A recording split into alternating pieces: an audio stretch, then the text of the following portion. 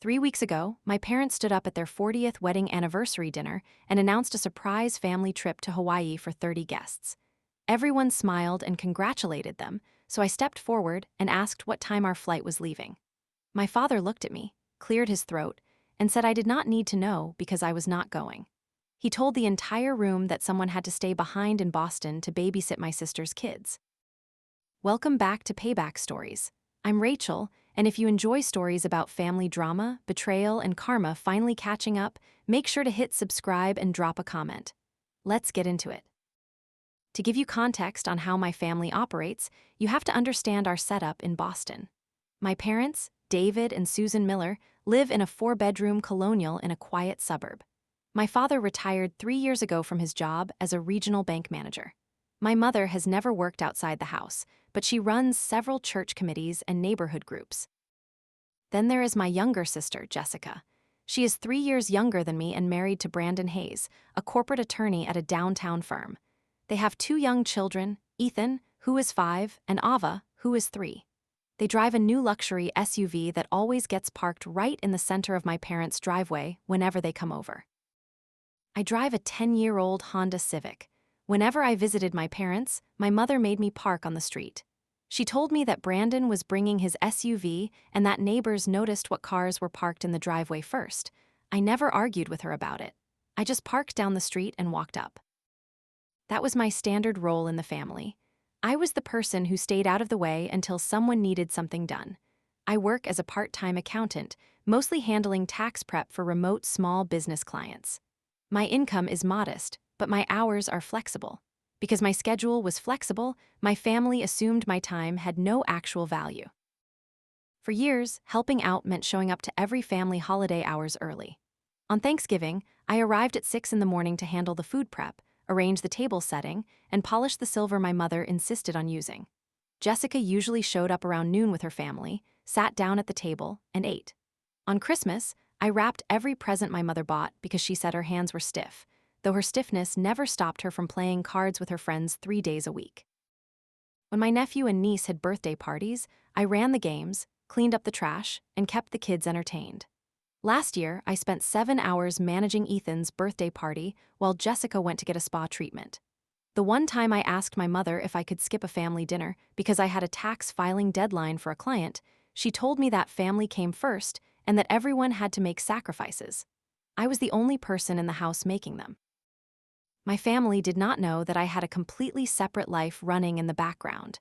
3 years ago, my long-term boyfriend, Jason, broke up with me after 4 years together.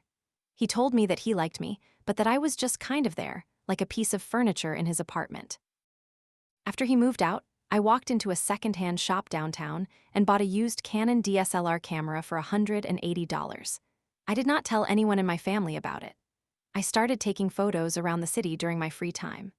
I focused on people who seemed completely overlooked by everyone around them, like night shift transit workers, street sweepers, and elderly people waiting alone at bus stops.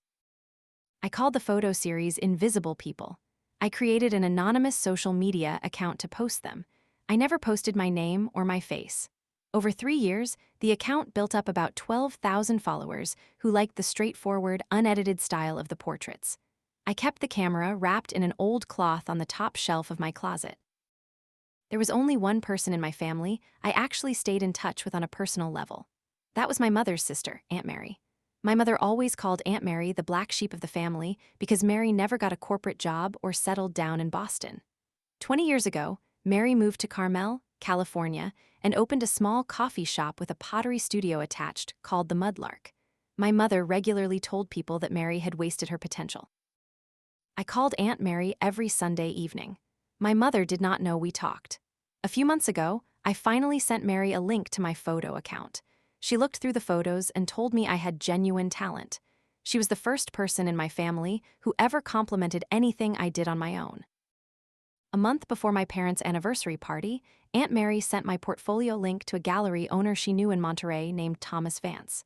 Thomas ran Vance Fine Art, a small gallery that features emerging West Coast photographers. A few days later, Thomas emailed me through my account page. He said he liked the series and asked if I had enough material for a solo show. I stared at the email for a long time. I was hesitant to reply because I was not used to good news, but Aunt Mary called me that night and told me to take the opportunity. She said I did not need my parents' approval to do something with my life. That night, I emailed Thomas back and said I was interested. That brings us to my parents' 40th wedding anniversary party. My mother planned a 30-person dinner at their house. She hired a catering service for the main course, but she had me show up 3 days early to do all the prep work. I set up the tables, handwrote 30 place cards, pressed the linens, and polished all the glassware. On the day of the party, I arrived at 7 in the morning in work clothes to help get the house ready. By 6 in the evening, the setup was done. I changed into a plain black dress in the guest bathroom. When my mother saw me in the hallway, she looked at my dress and asked if that was really what I was wearing. I told her it was just a plain dress. She told me it was fine, but told me to stay in the background because the night was about my father and her. I nodded and went back to the kitchen. The guests arrived around 7. Jessica and Brandon showed up 20 minutes later. Jessica wore an expensive red dress, and Brandon was in a tailored suit. My mother immediately walked over to greet them, showing off the grandchildren to the guests. My mother announced to the room that Brandon had recently been made a senior associate at his law firm. Everyone smiled and congratulated him. Nobody mentioned that I had been doing Brandon's personal tax filings for free for the last 3 years. I spent the next 2 hours carrying trays of appetizers through the living room, clearing dirty glasses, and answering questions from guests. One woman asked me if I worked for the catering company. Before I could speak, my mother stepped in and told her I was just her other daughter, Rachel, who was helping out for the night. The guest nodded and walked away. Around 8 o'clock, Brandon walked into the kitchen with Ethan and Ava. He handed them off to me and said he and Jessica needed to mingle with the guests. He did not ask if I was busy or say thank you. I took the kids, fed them chicken nuggets in the kitchen, cleaned up a spilled cup of juice, and kept them occupied so they would not run through the dining room. I did not get a chance to eat anything myself. At 9 o'clock, dessert was served. My father stood up at the head of the main table and tapped his glass with a spoon. The room quieted down. He gave a speech about 40 years of marriage, family values, and hard work. My mother sat next to him, smiling. Then my father made the announcement. He said that to celebrate 40 years together, he and my mother were taking the whole family on a 1-week vacation to a resort in Maui the following week. The guests applauded. Jessica shouted that it was amazing and that the kids would love it. I was standing near the kitchen doorway holding a stack of dirty dessert plates. When he said the whole family was going, I thought for a moment that I was included. I thought it meant I was finally getting a real vacation. I stepped forward and asked what time our flight was leaving. My father stopped talking. He looked at my mother, then looked back at me. He told me that I did not need to know the flight time. I asked him what he meant. He said that I was not going on the trip. The dining room went completely silent. My mother spoke up and said that someone had to stay behind in Boston to stay at Jessica's house and watch the kids so Jessica and Brandon could have a real break. I told her I had work commitments and could not just stay behind for a week on short notice. My mother told me that my part-time work was not that important and that Jessica worked hard with the kids every day and deserved a proper vacation. Brandon added that it was only 7 days and that the kids were used to me taking care of them anyway. 30 guests sat there watching me standing by the kitchen holding dirty plates. A few people looked away, but nobody said anything. I heard one neighbor whisper to her husband that I was probably used to handling things like this. I set the plates down on the kitchen counter, looked at my parents, and said I understood. I went back into the kitchen, turned on the tap, and started scrubbing saucepans. Around 11 o'clock, the party wrapped up. Guests said their goodbyes and left. My parents went upstairs to bed, exhausted from hosting. Jessica walked into the kitchen while I was finishing the last of the glassware. She told me not to be bitter about the decision. She said she and Brandon really needed time alone without the kids and that my schedule was flexible enough to accommodate it. Then she pulled out her phone and said she was texting me a list of the kids' routines, meal preferences, and medical info. She did not ask if I agreed. She just assumed I would be at her house on Monday morning. Brandon walked in a minute later, told Jessica they needed to leave, and they both walked out the back door. I was alone in my parents' kitchen around midnight.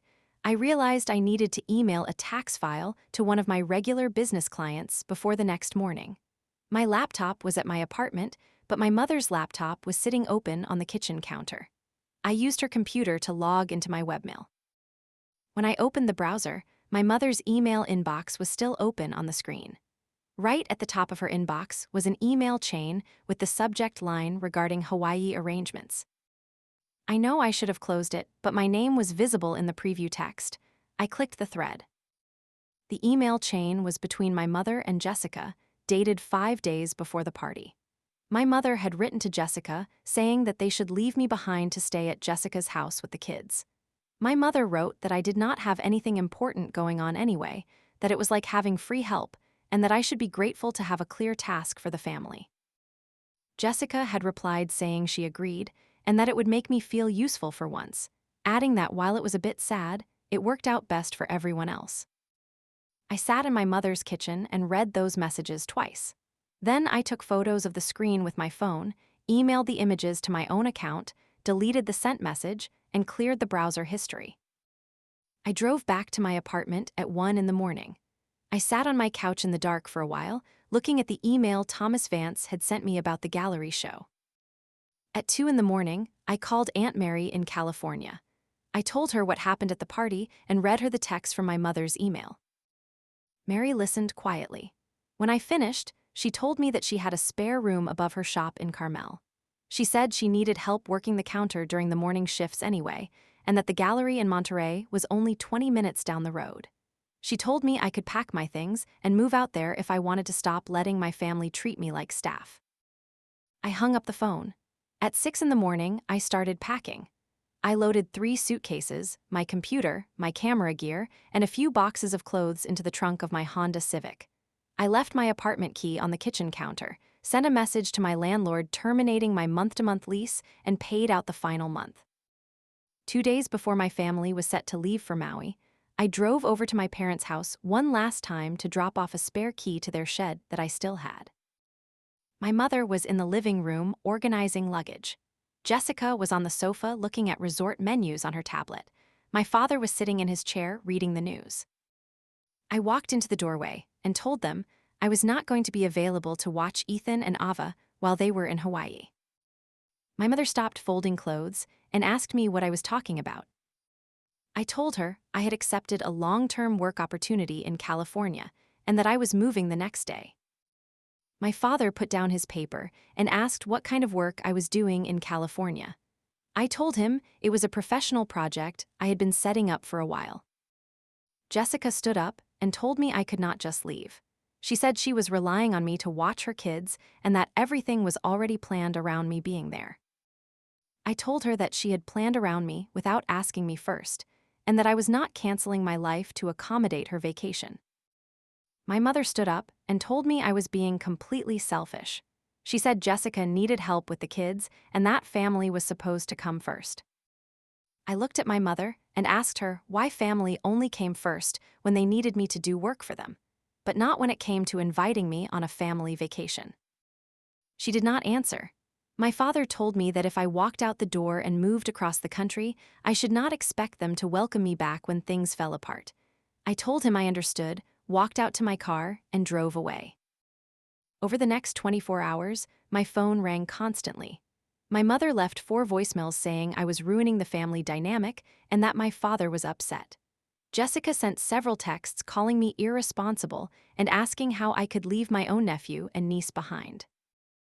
One text from Jessica read that if I kept acting like this, I was going to end up completely alone, just like Aunt Mary.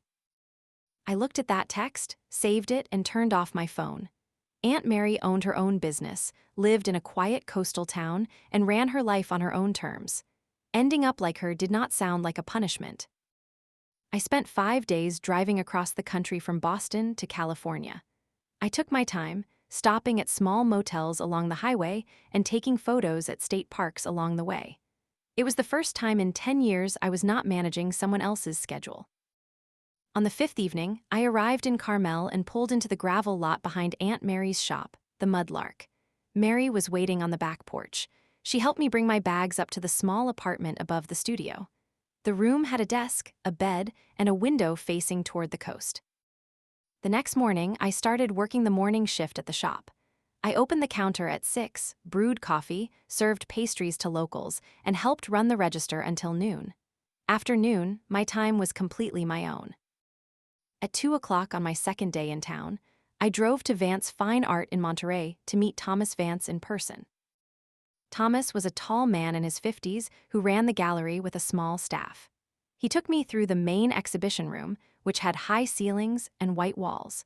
He showed me several prints of my portraits that he had already pulled up on a high-resolution display monitor. He told me that my series had a strong, authentic perspective. He offered me a formal contract for a solo exhibition featuring 15 framed prints from the Invisible People series, scheduled to open 6 weeks later. Under the contract terms, the gallery handled all printing, framing, promotional materials, and event costs. In exchange, I received 60% of all portrait sales, while the gallery took 40% commission. I sat at his office desk and read through the agreement line by line. My name was printed on the front page as the artist, Rachel Miller. I signed the contract, and Thomas's assistant notarized the document and gave me an official copy. While I spent the next month preparing for the show, my family was in Hawaii. I heard bits and pieces of what happened through Aunt Mary, who still had one mutual acquaintance in Boston, as well as from texts my sister sent me that I did not reply to. Without me in Boston to take care of the kids, the Hawaii trip did not go smoothly. Jessica and Brandon had to take Ethan and Ava everywhere with them because they had no childcare. Ethan had a prolonged tantrum at the hotel because nobody brought his specific toys from home, and Ava caught a mild ear infection on the third day. Jessica did not have the pediatrician's contact information or health records on hand because I had always been the one who stored and brought those documents for family trips. My mother spent most of the week complaining to hotel staff about room service and noise levels. On the fourth day of their trip, Jessica sent me 5 texts asking where I kept the kids' medical forms and what Ethan's exact bedtime routine was. I did not respond. I was at the photo lab in Monterey reviewing paper stocks and frame moldings for the show. On the 6th day of their trip, Jessica apparently searched my name on the internet to see what I was actually doing in California. My anonymous account was still private, but the Vance Fine Art website had posted a public announcement for my upcoming solo exhibition, listing my full name and the gallery location. 6 weeks after I arrived in California, opening night arrived. Thomas had set up the gallery with soft track lighting. 15 large, black-framed prints from my series were mounted along the walls. About 40 people showed up during the first hour, including local residents, art buyers Thomas had invited, and a reporter from a regional Monterey newspaper. I wore a simple navy outfit and stayed near the center of the room, talking to people who stopped to ask about the photos. Aunt Mary was standing near the front entrance talking to a woman named Mrs. Catherine Brooks, a local collector.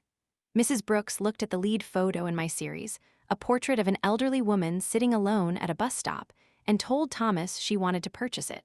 Thomas placed a small red dot on the wall card next to the frame. The sale price was $3,000. While I was talking to the newspaper reporter about how I started the project, the front door of the gallery opened.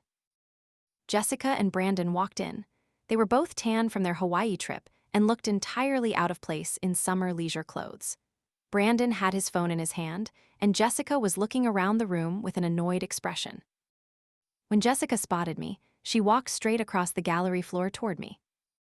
She stopped right in front of me and said they had been looking for me. She asked what all of this was supposed to be. I kept my voice quiet and told her she was at my photography opening. Jessica looked at the framed photos on the walls, then looked back at me. She asked since when I did photography and why I had lied about moving for work. I told her I had been taking photos for 3 years, but that she had never asked what I did outside of helping her family. Brandon stepped up next to her and looked at his watch. He told me that they had flown into San Francisco the night before and driven down to Monterey specifically to talk to me.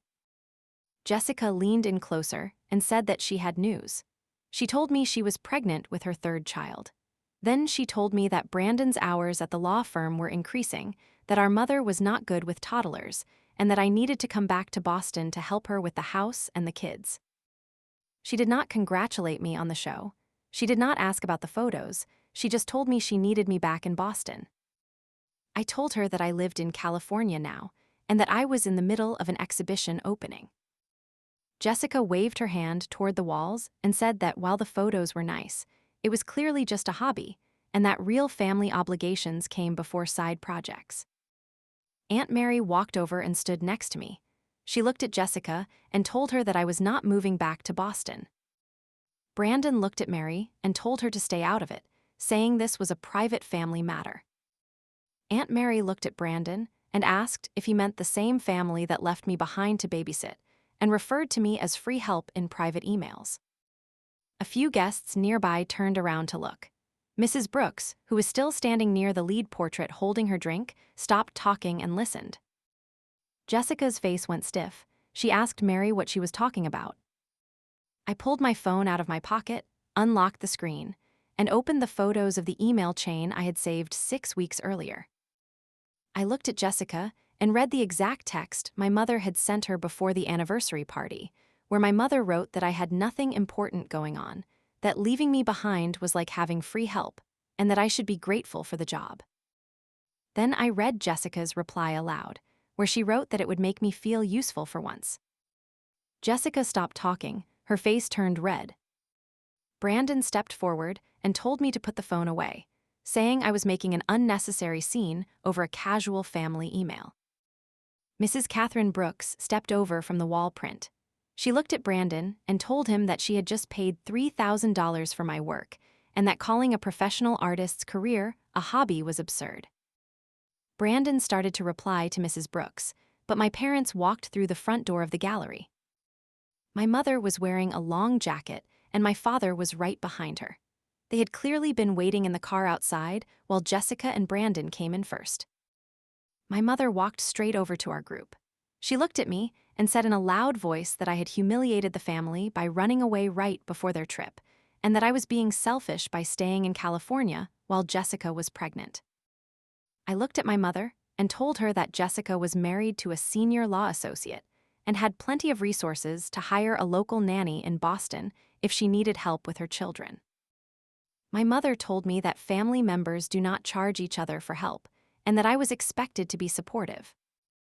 I looked my mother in the eye and told her that I was done being used as unpaid labor. I pointed to the red dot on the lead portrait and told her that I had just sold one print for $3,000 and that 4 other prints had already been reserved by buyers that evening. I told her that my work had actual value, my time had value, and that I was never going back to Boston to sit in her driveway or scrub her dishes. The room was quiet. Several guests were watching the conversation directly. My mother looked around at the people looking at her, realized how bad the situation looked, and stopped speaking. My father looked at me, cleared his throat, and told my mother they should leave. My mother turned around without saying another word to me, grabbed her bag, and walked out the front door. My father followed her out. Brandon looked at Jessica, grabbed her arm, and told her they were going back to the hotel. Jessica looked at me for a second, tears in her eyes, and said she did not realize I was this angry. I told her that I was not angry anymore, but that if she wanted any kind of relationship with me in the future, it would have to be on equal terms, and she would have to respect my boundaries. Jessica nodded slowly, turned around, and walked out with Brandon. When the gallery closed at 10 that night, Thomas pulled up the final sales report. Out of 15 prints, 8 had sold on opening night.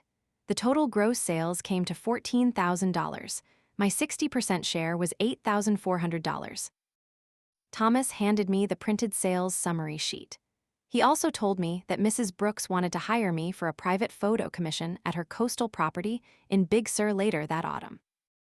2 days later, the Monterey paper published a brief write-up of the exhibition, featuring a photo of my lead print and mentioning my name. It has been several months since that night. I still live in Carmel. I continue to work morning shifts at Aunt Mary's shop, and I spend my afternoons working in a small rented studio space near the water. My second gallery exhibition is scheduled for early next spring. It is a new series focusing on coastal landscapes and boundaries. My family and I communicate occasionally now, but strictly through brief texts on holidays and birthdays. Jessica had her baby, a girl named Mia, a few weeks ago. I sent a congratulations card and a modest baby gift from a local shop. I have not returned to Boston, and I have no plans to visit. A month ago, my father sent me a short email. It was 3 lines long. He said he had seen the write-up from the California paper that Mary had forwarded to a family friend, and he wrote that he was proud of the work I was doing. I saved the email, but I did not reply. I still have the old Canon DSLR I bought at the pawn shop 3 years ago sitting on my desk next to my newer equipment. It serves as a good reminder of the moment I decided to stop letting other people define my value.